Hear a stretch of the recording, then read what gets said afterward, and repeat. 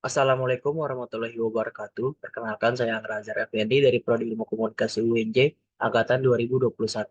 Kali ini saya ingin mempresentasikan mini skripsi yang saya buat. Berikut merupakan judul dari mini skripsi saya, yaitu Peran Komunikasi Antar Pribadi dalam Meningkatkan Efektivitas Kerja Tim di Organisasi Polwan. Selanjut, Selanjutnya ada daftar isi. Berikut merupakan daftar isi dari mini skripsi saya. Lalu di bab pertama, di pendahuluan itu ada latar belakang. Dalam organisasi, pentingnya kerjasama tim dalam mencapai keberhasilan. Efektivitas tim kerja menjadi salah satu faktor kunci dalam mencapai tujuan organisasi, termasuk peningkatan produktivitas dan kualitas kerja. Namun, seringkali tim kerja menghadapi tantangan dalam mencapai tingkat efektivitas yang diinginkan. Salah satu faktor yang dapat mempengaruhi efektivitas tim kerja adalah komunikasi antar pribadi di antara anggota tim.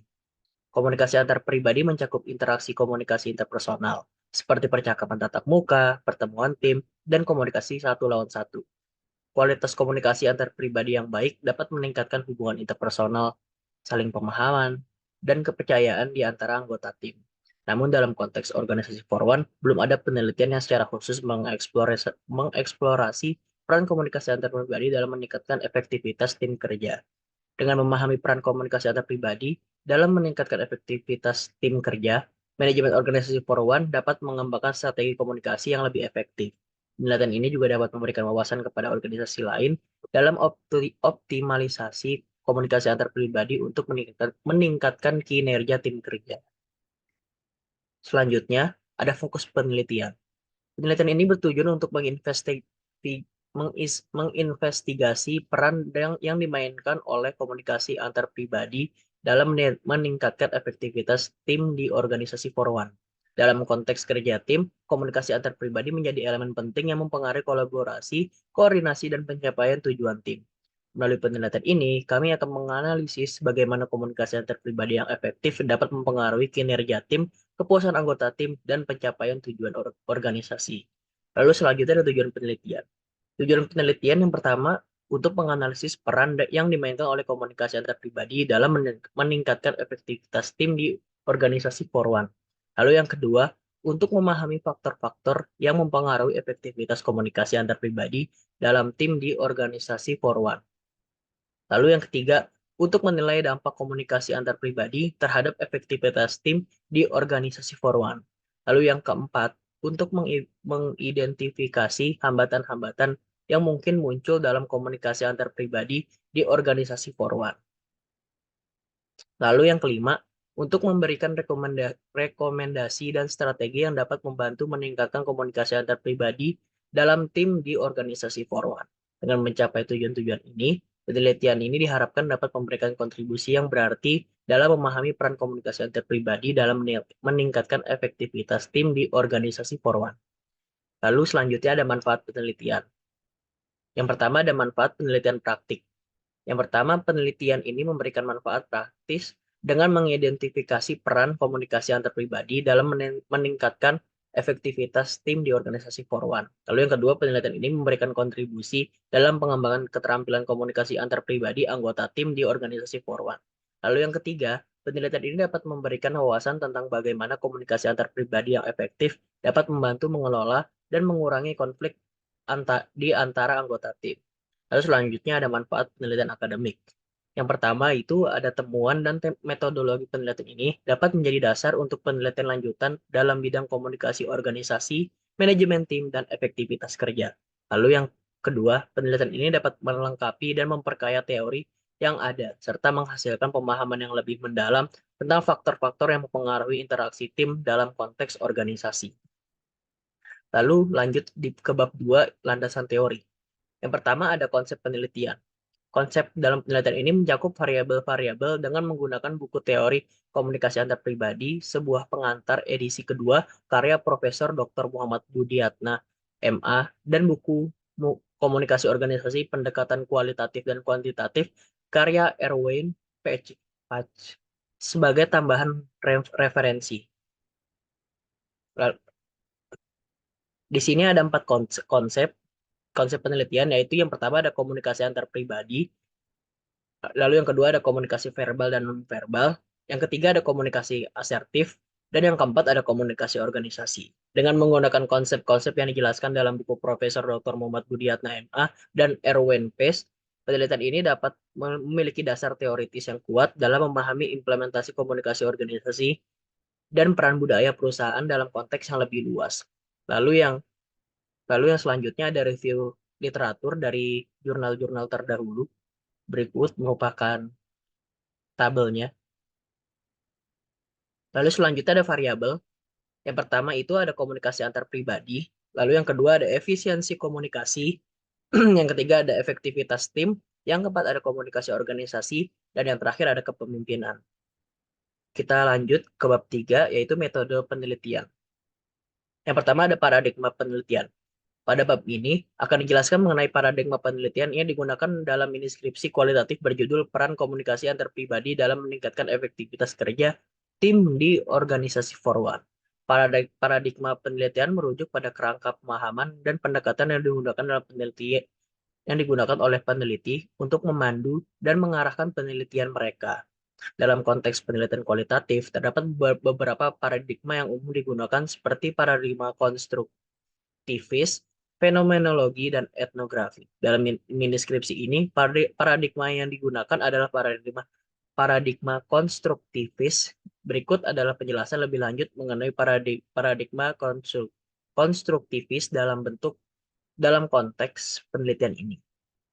Paradigma penelitian yang digunakan dalam penelitian dengan judul Peran Komunikasi Antar Pribadi dalam Meningkatkan Efektivitas Tim di Organisasi Forwan adalah paradigma konstruktivis. Paradigma ini mengasumsikan bahwa realitas sosial adalah hasil dari interaksi sosial dan interpretasi subjektif individu. Dalam penelitian ini, komunikasi antar pribadi dan efektivitas tim dipandang sebagai konstruksi sosial yang diberi makna oleh anggota tim di organisasi Forwan.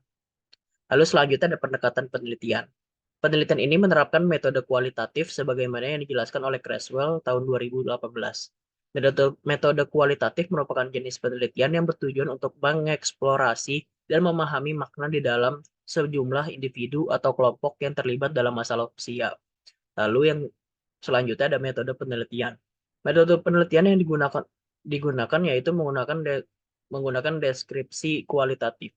Menurut Sugiono tahun 2019, metode penelitian kualitatif merupakan suatu pendekatan penelitian yang berdasar pada landasan filsafat, digunakan untuk menyelidiki dalam konteks ilmiah atau eksperimen di mana peneliti berfungsi sebagai instrumen utama.